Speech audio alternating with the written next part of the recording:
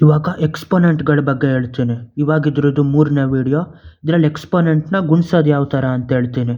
ಯಾವುದೇ ಎಕ್ಸ್ಪೋನೆಂಟ್ನ ಗುಣಿಸೋದು ಇಲ್ಲ ಭಾಗ ಮಾಡೋದು ಮಾಡುವಾಗ ಇದು ಒಂದು ಬೇಸ್ ಸೇಮ್ ಇರಬೇಕು. ಇಲ್ಲಿ ಎಲ್ಲದರಲ್ಲೂ ಬೇಸ್ 2 ಅಂತ ಐತೆ. ಇಲ್ಲ ಪವರ್ ಒಂದೇ ಇರಬೇಕು. ಎಲ್ಲದರಲ್ಲೂ ಪವರ್ 2 ಐತೆ. ಎಕ್ಸ್ಪೋನೆಂಟ್ ಅಂದ್ರೇನು? ಯಾವುದೇ ನಂಬರ್ನ ಅದು ಬೇಸ್ ನಂಬರ್ನ ಅದ್ರ ಪವರ್ ನಂಬರ್ ಅಷ್ಟು ಸತಿ ಗುಣಿಸೋದು. ಈಗ 2 ಪವರ್ ಆಫ್ 5 ಅಂದರೆ 2ನೇ ಅದರಿಂದ 5 ಸತಿ ಗುಣಿಸ್ಬೇಕು. 2 into 2 into 2 times of 2 times of 2 ಈ ಥರ 2ನೇ ಅದ್ರ ಜೊತೆ 5 ಸತಿ ಗುಣಿಸ್ಬೇಕು. ಅದೇ ಥರ ಈ ಪ್ರಾಬ್ಲಮ್ ಹೇಳ್ತೀನಿ ಯಾವ ಥರ ಬೇಸ್ ಒಂದೇ ಇದ್ದರೆ ಗುಣಿಸ್ಬೋದು ಅಂತ. ಇವಾಗ ಬೇಸ್ ಒಂದೇ ಐತೆ ಯಾವುದು? 2 cube times of 2 square times of 2 power of 5. ಇವಾಗ ಯಾವ ಥರ ಇದು ಮಾಡೋದು ಅಂದರೆ ಎಲ್ಲದರಲ್ಲೂ ಬೇಸ್ 2 ಇರೋದ್ರಿಂದ 2ನ ಕಾಮನ್ ಆಗಿ ತಗೋಬೇಕು ಬೇಸ್ನ. ಆಮೇಲೆ ಪವರ್ನ ಕೂಡಿಸ್ಬೇಕು. ಏನು? 3 + 2 + 5 ಈ ಥರ 3 + 2 + 5 ಅಂತ ಕೂಡಬೇಕು. ಆಮೇಲೆ 3 + 2 5, 5 + 5 10. ಇದು 2 ಪವರ್ ಆಫ್ 10 ಆಯ್ತು ಇದು. ಅದೇ ಥರ ಇನ್ನೊಂದು ಪ್ರಾಬ್ಲಮ್ ಕೊಟ್ಟಿರ್ತಾರೆ. 3 cube times of 3 power of 5 times of 3 power of 7. ಇಲ್ಲಿ ಎಲ್ಲದರಲ್ಲೂ ಬೇಸ್ 3 ಐತೆ. ಹಂಗಾಗಿ 3ನ ಕಾಮನ್ ಬೇಸ್ ತಗೊಂಡು ಕೂಡಬೇಕು ಅದನ್ನು. 3 + 5 + 7 ಅಂತ. 3 + 5 8, 8 + 7 15. ಇದು 3 ಪವರ್ ಆಫ್ 15 ಆಯಿತು. ಅದೇ ಥರ ನೆಕ್ಸ್ಟ್ ಇನ್ನೊಂದು ಕೂಡಬೇಕು. ಯಾವುದು ಅಂದರೆ 5 square times of 5 power of 5 times of 5 power of 9. ಇದರಲ್ಲಿ ಎಲ್ಲದರಲ್ಲೂ ಬೇಸ್ 5 ಐತೆ. ಹಂಗಾಗಿ 5ನ ಕಾಮನ್ ಬೇಸ್ ತಗೋಬೇಕು, ಅದನ್ನು ಕೂಡೋದು ಮಾಡಬೇಕು. 2 + 5 + 9. ಅದೇ ಥರ ಇದರಲ್ಲಿ ಯಾವುದು? 2 + 5 ಎಷ್ಟಾಯಿತು? 7. 7 + 9 ಎಷ್ಟಾಯಿತು? 16. ಅಲ್ಲಿಗಿದು 5 ಪವರ್ ಆಫ್ 16 ಆಯಿತು. ಅದೇ ಥರ ನೆಕ್ಸ್ಟ್ ಇನ್ನೊಂದು ಕೊಟ್ಟಿರ್ತಾರೆ. 7 square times of 7 power of 11. ಇಲ್ಲೂ ಅಷ್ಟೇ 7ನ ಕಾಮನ್ ಬೇಸ್ ತಗೊಂಡು ಅದೆರಡನ್ನ ಕೂಡಬೇಕು. 2 + 11. 2 + 11 ಎಷ್ಟಾಯಿತು? 7 ಪವರ್ ಆಫ್ 13. ಅದೇ ಥರ ನೆಕ್ಸ್ಟ್ 10 ಕೊಟ್ಟಿರ್ತಾರೆ. 10 square times of 10 power of 3 times of 10 power of 7 times of 10 power of 13 ಅಂತ. ಇಲ್ಲಿ ಎಲ್ಲದರಲ್ಲೂ ಬೇಸ್ 10 ಐತೆ. ಹಂಗಾಗಿ 10ನ ಕಾಮನ್ ಬೇಸ್ ತಗೊಂಡು ಅದೆಲ್ಲನೂ ಕೂಡಬೇಕು. 2 + 3 + 7 ಇದು ಪ್ಲಸ್ಸು ಪ್ಲಸ್ 13. 2 + 3 5, 5 + 7 12, 12 + 13 25. ಅಲ್ಲಿಗೆ ಇದು 10 ಪವರ್ ಆಫ್ 25 ಆಯಿತು. ಯಾವ ಥರ ಎಕ್ಸ್ಪೋನೆಂಟ್ ವರ್ಕ್ ಆಯ್ತದೆ ಅಂದರೆ ಇವಾಗ ಹೇಳ್ತೀನಿ ಅದು ವರ್ಕ್ ಆಗ ಇದನ್ನ. 5 square times of 5 power of 7 ಅಂತ ಕೊಟ್ಟವ್ರೆ. ಇವಾಗ ಅದೆರಡನ್ನು ಕೂಡಿದಾಗೇನು ಬೇಸ್ ಒಂದೇ ತಗೋತೀವಿ, ಎಕ್ಸ್ಪೋನೆಂಟ್ ಕೂಡ್ತೀವಿ 2 + 7 ಅಂತ. ಇವಾಗ 5 ಟೈಮ್ಸ್ ಆಫ್ 9 ಆಯಿತು 5 ಪವರ್ ಆಫ್ ಇದು. ಅದೇ ಥರ ಇದನ್ನ ಇಲ್ಲಿ ಸಪ್ರೇಟಾಗಿ ಮಾಡಿದ್ರೆ 5 ಸ್ಕ್ವೇರ್ ಅಂದ್ರೇನು? 5ನ 2 ಸತಿ ಗುಣಿಸ್ತೀವಿ.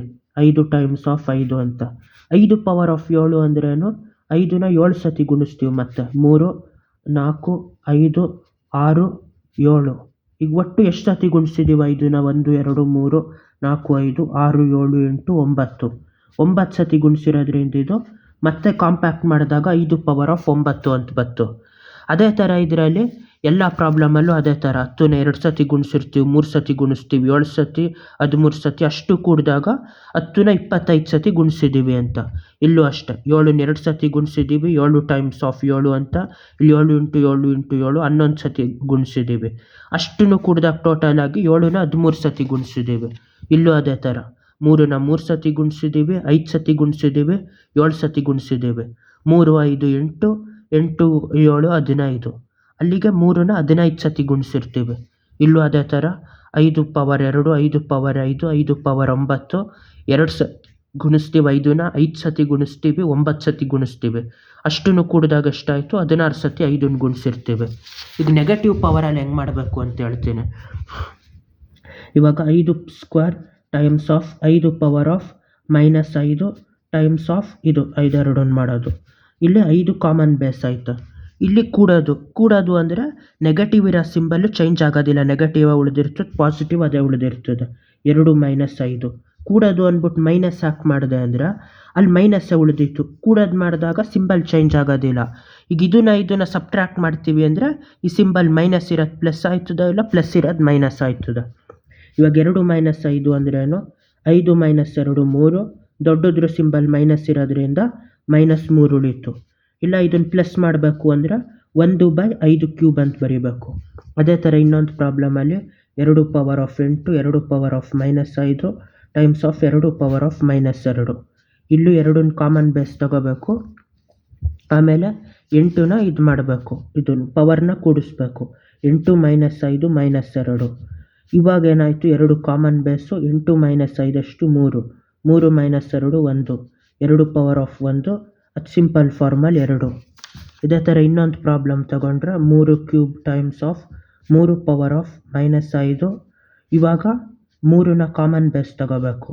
3 - 5 5 - 3 ಎಷ್ಟಾಯಿತು, 2 ಆಯಿತು. ದೊಡ್ಡದ್ರ ಸಿಂಬಲ್ ಮೈನಸ್ ಇರೋದ್ರಿಂದ -2 ಆಯಿತು. ಇದು ಹೆಂಗೆ ವರ್ಕ್ ಆಯ್ತದೆ ಅಂತ ಹೇಳ್ತೀನಿ. ಇವಾಗ 2 square times of 2 power of -3. ಮಾಮೂಲಿಯಾಗಿ ಮಾಡಿದಾಗೇನು 7 ಪವರ್ ಆಫ್ 2 - 3 ಆಯಿತು. 7 ಪವರ್ ಆಫ್ 3 - 2 1. ದೊಡ್ಡದ್ರ ಸಿಂಬಲ್ ಮೈನಸ್ ಆಗಿರೋದ್ರಿಂದ 7 ಪವರ್ ಆಫ್ -1. ಈ ಮೈನಸ್ ಪವರ್ ಪೂರ್ತಿ ಕೆಳಗೆ ಹಾಕಿದ್ರೆ ಪ್ಲಸ್ ಪವರ್ ಆಯ್ತದೆ. ಅದು ಯಾವ ಥರ ವರ್ಕ್ ಆಯ್ತದೆ ಅಂದರೆ 2 7 ಸ್ಕ್ವೇರ್ ಅಂದರೆ 7 ಸ್ಕ್ವೇರ್ ಅಂತಲೇ ಇರ್ತದೆ. 7 ಪವರ್ ಆಫ್ -3 ಅಂದರೆ ಅದು 1/7 ಕ್ಯೂಬ್ ಆಯ್ತದೆ. ಇದನ್ನು ಎಕ್ಸ್ಪ್ಯಾಂಡ್ ಮಾಡಿದಾಗ ಮೇಲ್ಗಡೆ ನ್ಯೂಮರೇಟ್ರಲ್ಲಿ 2 7 ಉಳೀತು, ಕೆಳಗಡೆ ಡಿನಾಮಿನೇಟ್ರಲ್ಲಿ 3 7 ಉಳೀತು.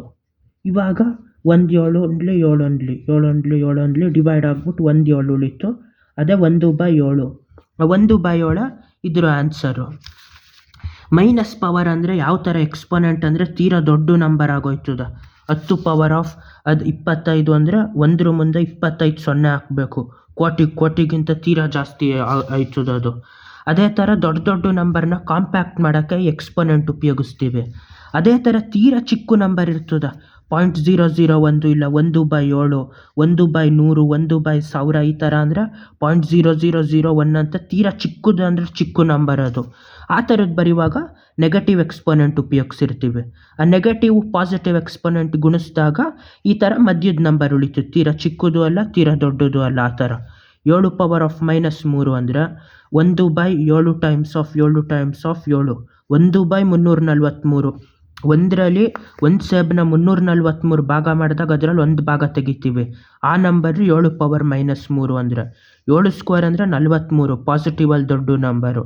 ಅದು ಗುಣಿಸಿದಾಗ ತೀರಾ ದೊಡ್ಡದು ಅಲ್ಲ, ಚಿಕ್ಕದು ಅಲ್ಲ, ಇಂಟರ್ಮೀಡಿಯೇಟ್ ನಂಬರ್ ಉಳಿತದೆ. ಅದೇ ಥರ ಈ ಥರ ಪವರ್ ಎಲ್ಲ ಸೇಮ್ ಇದ್ದರೆ ಅದೆಂಗೆ ಗುಣಿಸ್ಬೇಕು ಅಂತ ನೆಕ್ಸ್ಟ್ ವಿಡಿಯೋದಲ್ಲಿ ಹೇಳ್ತೀನಿ. ಬಾಯ್.